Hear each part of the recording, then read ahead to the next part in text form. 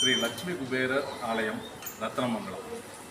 கோமாதா தானம் பண்ணுறது இறைவனுடைய மிகப்பெரிய அனுகிரகம்.